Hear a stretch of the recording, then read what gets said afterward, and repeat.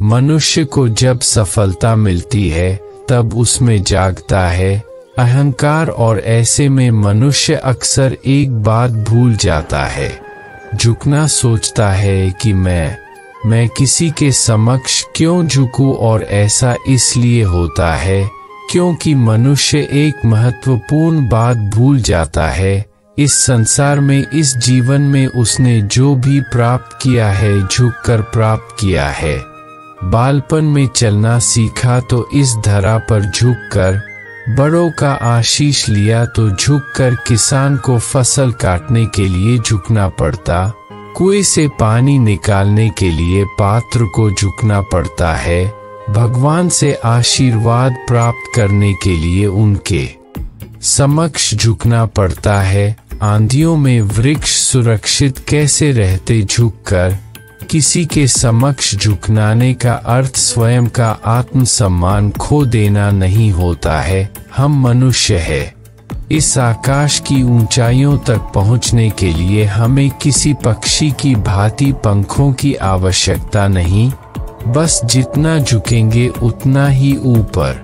आप इस संसार में ऐसे कई लोगों को जानते होंगे जिन्हें आप स्वार्थी मानते हैं, जो आवश्यकता पड़ने पर ही आपको स्मरण करते, अन्यथा वर्षों तक कहीं दिखाई भी नहीं देते, किंतु जैसे ही उनके आपके सहायता की आवश्यकता पड़ती है तब वो मिलते भी है और आपके हाल भी पूछते हैं। ऐसे में आपका मन करता है कि मैं इस व्यक्ति की सहायता ना करूं, किंतु आप ऐसा कभी मत कीजिए। आप सोचेंगे कि मैं ऐसा क्यों कह रहा हूं। स्मरण रखिएगा, दीपक का स्मरण व्यक्ति केवल तभी करता है जब अंधकार गहरा हो जाता है।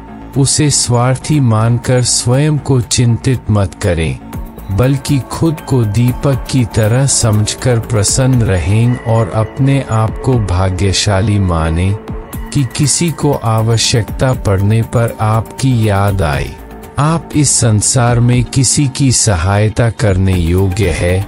इस जीवन में किसी के स्वार्थी होने से स्वयं का दृष्टिकोण ना बदले।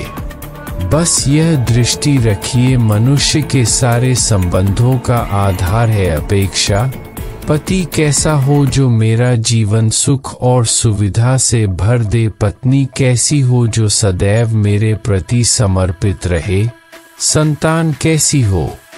यदि मनुष्य अपेक्षा को संबंध का आधार ना बनाए तो क्या यह जीवन सुख और शांति से नहीं भर जाएगा। स्वयं विचार कीजिएगा। जय श्री कृष्णा। मित्रों, प्लीज सब्सक्राइब।